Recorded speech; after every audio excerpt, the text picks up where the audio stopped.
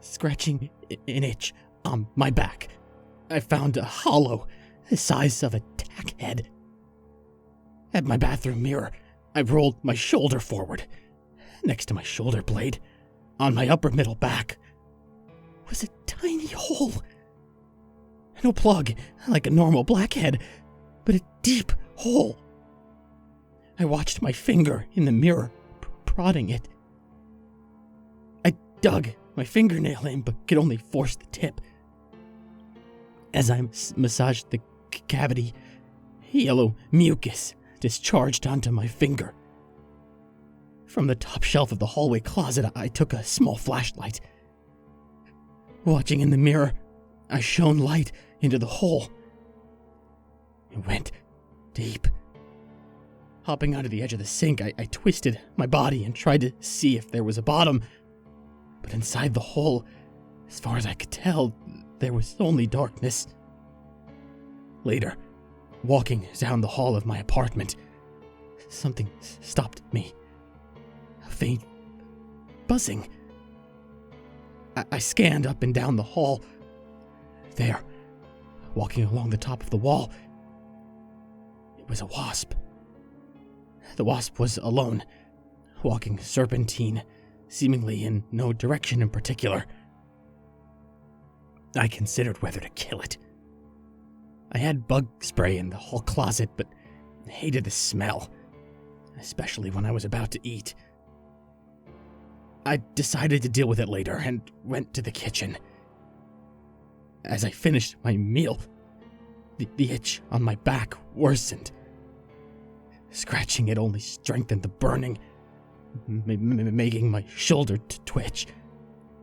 I went to the bathroom mirror, removed my t-shirt, and rolled my shoulder forward. I gasped. Holes! 5 of them. They were perfectly circular and of equal size, clustered together at the edge of my shoulder blade. I prodded the center and it crumpled inward like paper. When I pressed harder, I felt resistance. I stared at the holes for a long time, waiting for them to do something. But nothing happened. I considered splashing on some water, but the burning had subsided. A rash, I thought. Maybe the shirt pissed it off. I couldn't sleep. Splayed on my front, drool pasted my mouth to the sheets. My shoulder throbbed. I couldn't help but reach around and scratch. My fingers dug into skin that felt deeply cracked and flaky. My hand recoiled. I swung off the sheets and went to the bathroom mirror. A gray mound had formed across my back, riddled with holes. I suddenly found it difficult to breathe. I sat on the sink, body twisted, staring at the holes. Each one was well defined. At the edges of the shapeless growth, my skin was puffy and red. I poked it. It was tender. Pus must have been pooling underneath. Then I felt something move. The thing, small and black, covered in red mucus, emerged from a hole in the center cluster. I froze. It was an insect's head, twitching. As it wriggled out, blood seeped from the hole and drew a red line down my back. A wasp! Blood-soaked, it fanned its wings. Using its front legs, it cleared the mucus from its head. Then the wasp walked across the holes, paused, and scurried into one, disappearing. My heart hammered. My hands were moist. I got off the sink and stood before the mirror. My chest rose and fell. I cupped cold water in my hands and splashed my face. My back itched so badly. Baring my teeth like an animal, I scratched the nest, digging with my nails, and shaved paper from the holes. Gray flecks floated to the floor. A sharp sting jerked my whole body. It came from inside me. Another sting, deep inside my abdomen, somewhere amid vital organs. It stole my breath. Doubled over, I gripped the edge of the sink, eyes pushed out, weeping. Breathe, I thought. Don't panic. With effort, gradually, I filled my lungs, rose and looked in the mirror. Half a dozen wasps hovered around me, as if patrolling their territory. They circled me. I covered my ears against the biting hum. I met my twin sister at a local cafe. Acutely aware of the nest, I leaned forward in the booth and held that posture so as not to cause more stinging. I wore a light black cotton shirt. The wasps seemed to accept it, only having stung my insides once so far. As I sipped my coffee, she arrived, wearing a long white collared shirt and black tights. Her hair was jet black, like mine. We had the same pallid skin and were both thin and small-framed. She gave me a half smile and went for a hug. No, I guarded with a hand. I can't. Sliding her eyes to the side, she withdrew and sat down. Sighing, she rested one hand over the other and examined them, then started picking at a nail. "How are you holding up?" she said.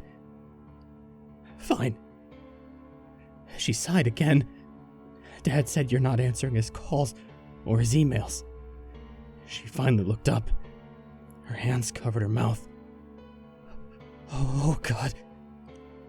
I glanced at my shoulder, then down-turned my eyes. "You look awful," she said. I didn't respond. "Have you been eating?" I nodded and sipped my coffee, considering whether or not to tell her about the wasps.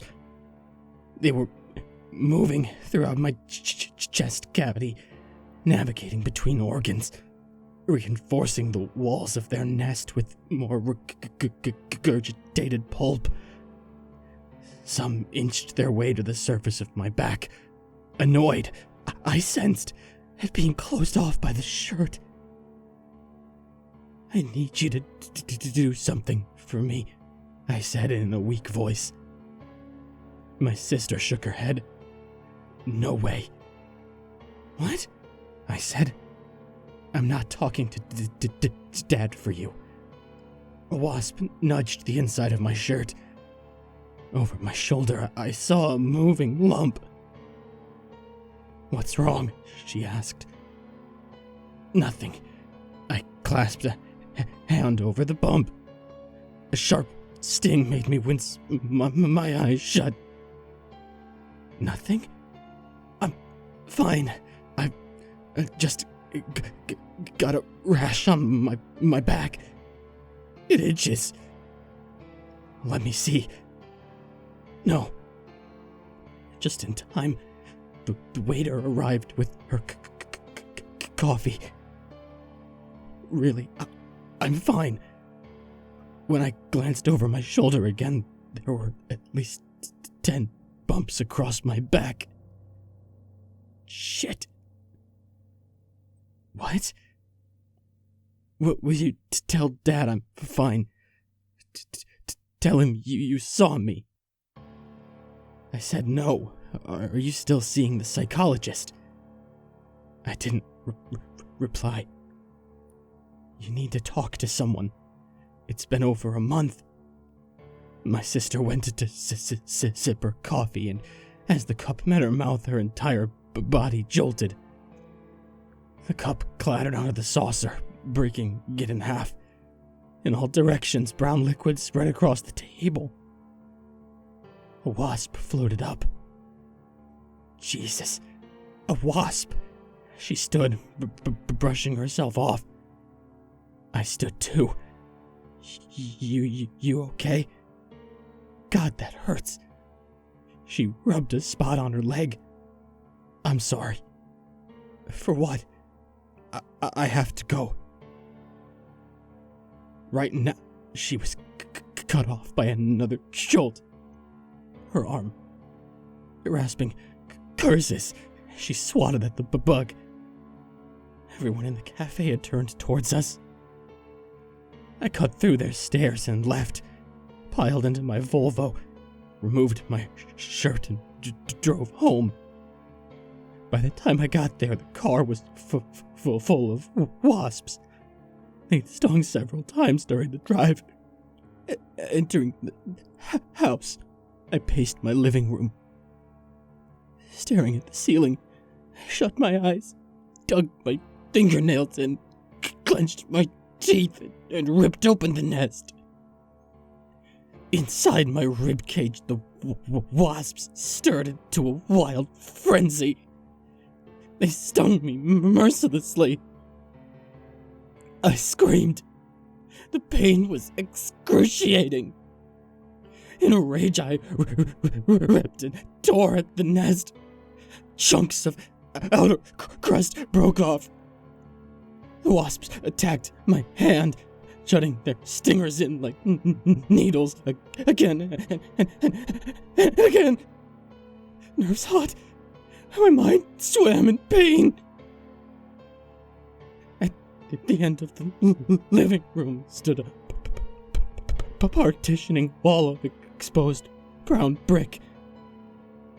I sprinted headlong into it.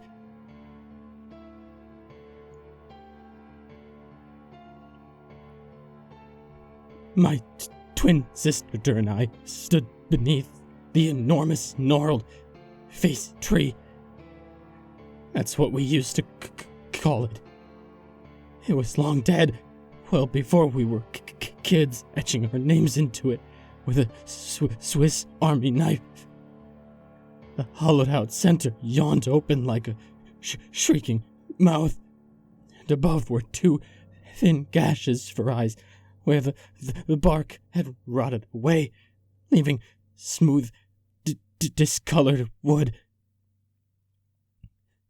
Deep in the forest, the sky overcast, the air cold. She tended to the pile of sticks and logs, averting her gaze from my body.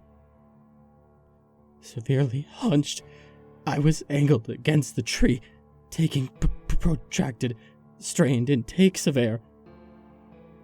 But I could view what she was doing through one weeping eye. A cluster of egg-filled holes closed over the other. Thousands of wasps droned over me, climbed over me, into me, and through me. "Quick," I said to my sister weakly. She scrunched the newspaper into balls and shoved them beneath the kindling.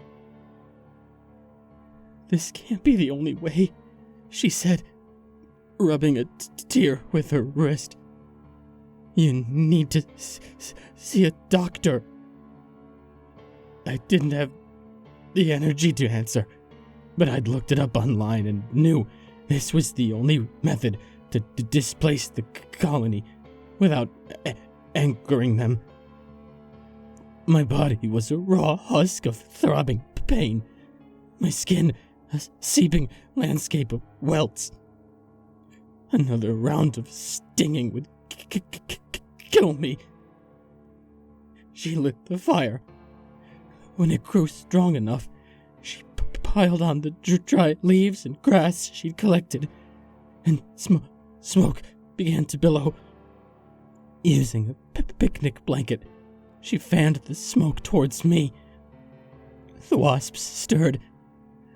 As they scurried to the surface of my body, I wondered whether I could survive without them. Some must have dislodged from deep within my viscera, because they emerged from the holes sticky with pink mucus. As my body emptied of the bugs, like fluid aspirated from a painful cyst, I felt tremendous relief. I was suddenly lighter. A crack echoed throughout the woods as I straightened my back. It was the nest breaking. I could breathe normally again. I'm alive, I thought. Now all I have to do is get this dead nest removed. A scream severed my thoughts and sent my flesh crawling. I turned towards the noise. No, my sister. She was running from a flying mass. The wasps were descending upon her. I ran toward her, yelling. The black mass enveloped her. She stopped running, beating at them, screaming manically. "Get away from her!" I cried, but my voice was lost in a deafening hum, so loud it seemed to vibrate the earth. Every trace of my sister was gone. In her place, an oblong vortex of black swirled viciously. As I approached, I beat at them with my hands, crying for my sister. Oddly, they weren't stinging me. No matter how hard I swatted, forcing myself towards the center of the vortex, the wasps wouldn't attack me. When I reached into the center of the flurry, I felt something hard. A shoulder, then an arm. "Get away from her!" I screamed. The volume of the buzzing weakened. The wasps were gradually dissipating, and the shape of my sister was revealed. She lay in my arms. The last few bugs rose from her body, and what they left behind sent me into shock. They had gorged on her. Her clothes, her hair, her skin. The wasps had devoured it all. Chunks of flesh were gouged out. The sockets of her eyes had been hollowed through. Wailing, I held my face against the wreck. My tears leaked into her. My mind split into pieces. Now, a safe distance from the smoke, the wasps returned to their nest, landing on me and wriggling into their holes. "No," I said, whimpering. "Oh, please, God, no, no." Indifferent, the colony regurgitated her soft tissue and used it to repair the cracks in the nest.